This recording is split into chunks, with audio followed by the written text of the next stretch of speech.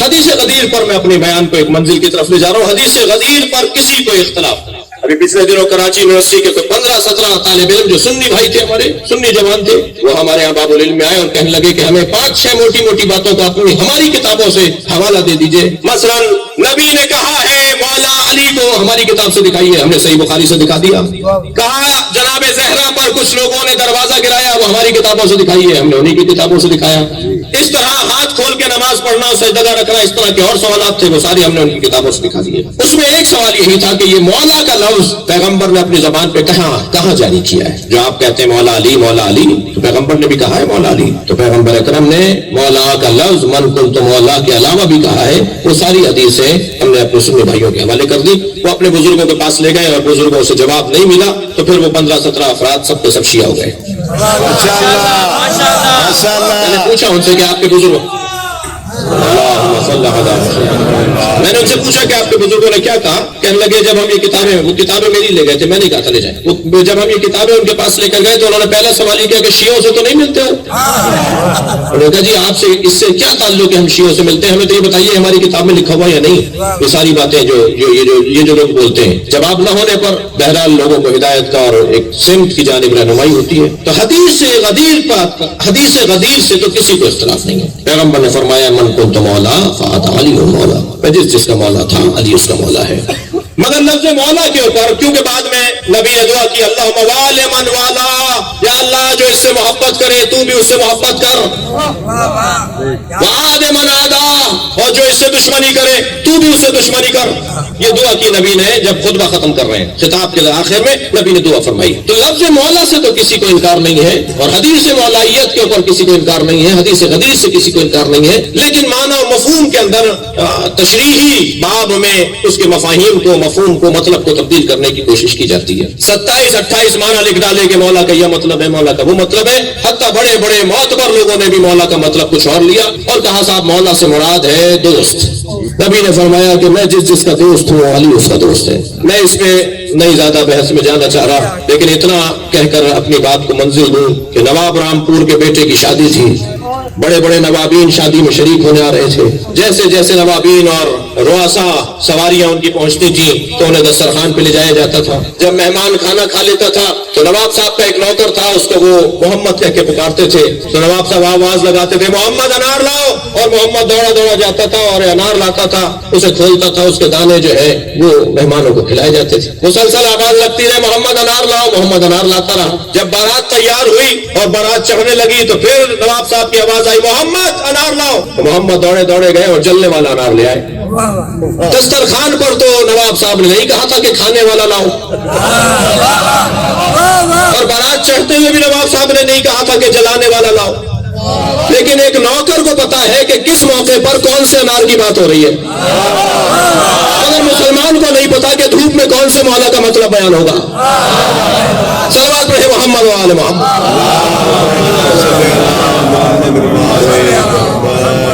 نہیں عزیزان گرامی, مولا اولا بالتصرف, ہماری جانوں پر ہم سے زیادہ علی کو حق ہے. ہماری جانوں پر, ہمارے مال پر, ہماری اولاد پر ہم سے زیادہ میرے مولا علی کو حق ہے. اگر آج علی کہہ دے, یعنی علی کہہ دے, یعنی امام وقت کہہ دے کہ اپنا مکان خالی کرو اور فلاں ہمارے شیعہ کو اس میں بسنے دو, تو میں اگر چوں بھی نہ کہوں تو شیعہ ہوں. مولا کہے یہ گاڑی کی چابی ہمیں دو, اور کسی بھی روڈ چلتے ہوئے تو کہے کہ یہ تمہاری, اور میرے پاس ذہن میں بال برابر بھی اعتراض نہ آئے, تب تو شیعہ ہوں. مولا مانگ رہے ہیں, مولا کا ہمارے اوپر ہم سے زیادہ حق ہے. بس ولایت کا مطلب یہی ہے کہ جب میں اپنے اوپر اپنے مولا کو اولویت دے دوں, حق دے دوں, تو یہی مولائیت ہے. عزیزو, یہ 7 دن سے زیادہ کسی کو پریشان نہیں رکھتے, 7 دن سے زیادہ آزماتے نہیں ہیں. غلطیاں کرنے والے تو زیادہ مشکل میں رہتے ہیں, لیکن جس نے غلطی نہ کی ہو, آزمائش یہ 7 دن سے نہیں زیادہ نہیں لیتے. جتنے بھی یہاں حاجت مند, پریشان حال, مشکلات کا شکار اپنے مسائل لے کر اس بارگاہ حیدری میں آئے ہیں, وہ اپنے ذہنوں میں اپنی پریشانیوں کو لائے, یا اپنے چاہنے والوں کو 7 دن سے زیادہ پریشان نہیں رکھتے. کریم گھرانہ ہے. علی بن ابی طالب کو اگر واسطہ دیا جائے نبی کا، عجیب داستان ہے. کسی نے سوال کیا کہ ہم تو وسیلہ بناتے ہیں نبی کو اللہ کی بارگاہ میں، نبی کس کو وسیلہ بناتے ہیں؟ کہتے ہیں نا اہدنا الصراط المستقیم. نبی کے ذہن میں کون ہوتا ہے؟ نبی بھی تو کہتے ہیں نا اہدنا الصراط المستقیم. وہ کون سے صراط المستقیم کے لیے کہتے ہیں؟ علی کس کے لیے کہتے ہیں؟ تو ابو ذر غفاری کہتے ہیں میرے ذہن میں سوال ایک مرتبہ مچل رہا تھا کہ میں کیسے اس کا جواب تلاش کروں، کیا کروں، کہ ایک مرتبہ مولا علی نے فرمایا چلو میرے ساتھ. پیغمبر کو حالت رکوع میں ہم نے دیکھا. جب ذکر رکوع مکمل کر لیا تو پیغمبر اللہ سے دعا کر رہے تھے، یا اللہ تجھے علی کا واسطہ دیتا ہوں، میری اس عبادت کو قبول کر لے. ماشاءاللہ. اور پھر ایک مرتبہ پیغمبر اکرم کے سامنے جب ابو ذر آئے تو حضرت ہاتھ پکڑ کے کہا چلو علی کو دیکھو کیا کہہ رہے ہیں. 40 سجدے میں تھے اور کہہ رہے تھے یا اللہ میری عبادتوں کو محمد کے صدقے میں قبول کر لے. سبحان اللہ. ہمیں اگر مولا علی کو واسطہ دینا ہے اپنی دعاؤں کے لیے، اپنی حاجات کے لیے، تو نبی کا واسطہ دینا ہے، اور نبی کو واسطہ دینا ہے تو علی کا واسطہ دینا ہے. فقیر بیٹھے ہیں، اپنی حاجتوں کو ذہن میں لائیے اور جتنی توانائی کے ساتھ ممکن ہو سکے اس گھرانے پہ درود بھیجیے.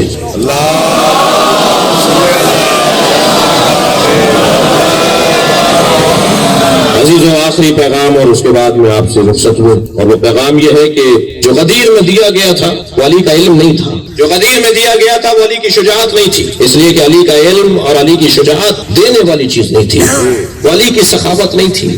جو غدیر میں دیا گیا تھا وہ سقیفے میں چھینا گیا ہے، اور علی سے علی کا علم چھینا نہیں جا سکتا، علی سے علی کی شجاعت چھینی نہیں جا سکتی. تو سقیفے میں چھینا کیا گیا ہے؟ وہ علی کی ولایت سماج، وہ سماجی ولایت. ساری کائنات، جانور علی کی مان رہے ہیں، پودے علی کی مان رہے ہیں، فرشتے علی کی مان رہے ہیں، جن علی کی مان رہے ہیں، ساری کائنات علی کی مان رہی ہے، انسان نہیں مان رہا. یہ جو انسان مانے اسے کہتے ہیں اعلان غدیر.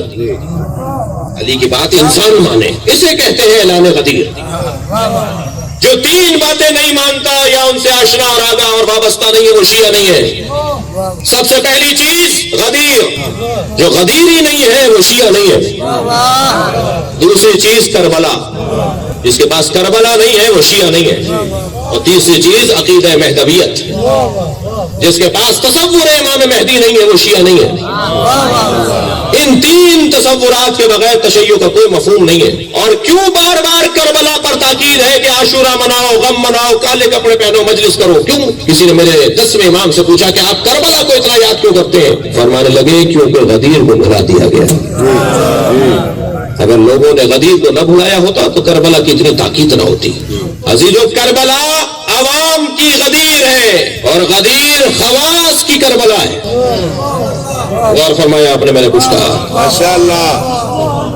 کربلا خواص کے لیے غدیر ہے. غدیر یعنی وفاداری، غدیر یعنی وفاداری، کربلا یعنی امتحان. غدیر بہت سے لوگوں کا امتحان بن گئی، کربلا بہت سے لوگوں کی وفاداری کا ثبوت بن گئی.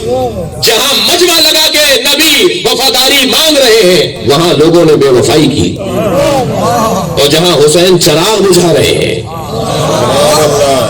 وہاں لوگوں نے وفاداری کی. حسین تو کہہ رہے ہیں جاؤ میں چراغ بجھا دیتا ہوں، جسے جانا ہے چلا جائے، لیکن لوگ حسین کو چھوڑ کر نہیں گئے. لیکن جہاں پیغمبر نے کہا کہ وفادار بنو، وفاداری کرو، مانو میری بات اور اس کو قائم رکھو، وہاں لوگوں نے بلا دیا. انس ابن مالک جیسا بڑا نام جنہیں نبی نے پالا، وہ برابر میں کھڑے تھے پیغمبر کے بچوں کی طرح تصور ہوتے تھے، اس لیے کہ پیغمبر کے پاس ان کی والدہ 10 سال کی عمر میں لے آئی تھی کہ نبی کی خدمت میں رہے گا. نبی نے فرمایا یہ میری خدمت نہیں کرے گا، میں اس کی تربیت کروں گا. اور پھر چند سالوں کے بعد نبی نے انہیں واپس کر دیا. تو یہ نبی سے جڑے رہتے تھے، ساتھ رہتے تھے، نبی کو دوسرے صحابیوں سے زیادہ جانتے ہیں. جب غدیر میں اعلان ہوا تھا تو یہ نبی کے برابر میں کھڑے تھے، نبی کی جوتیاں سنبھال رہے تھے. جب سقیفے کے اندر یہ دشمنی علی کے ساتھ کی گئی تو میرے مولا علی نے ان سے پوچھا انس تم بتاؤ تم نے کیا سنا تھا؟ کہنے لگا مجھے یاد نہیں آ رہا. سن گئے عزیزو، 2 چیزیں علی کا دشمن بنا دیتی ہیں. میں اگر جملہ اور بہتر کروں، ایام اعزا کی آمد ہے اور آپ استقبال محرم میں بھی مصروف ہیں. کربلا 2 چیزیں بسواتی ہیں، ایک حب دنیا، ایک بغض علی. کربلا بپا ہی 2 بیماریوں کی وجہ سے ہوتی ہے. حب دنیا کی بیماری کربلا بپا کرواتی ہے، بغض علی کی بیماری کربلا بپا کرواتی ہے. حب دنیا کا شکار تھے سب لوگ، جنہوں نے بھلا دیا، سب کو پتا تھا. میرے مولا پکار کے کہہ رہے ہیں جو میں کہہ رہا ہوں ایسا نہیں کہا پیغمبر نے. بہت سے لوگ ہلکی سی گردن لاتے تھے، بہت سے لوگ چہرہ موڑ لیتے تھے، بہت سے لوگ کہتے تھے ہمیں یاد نہیں.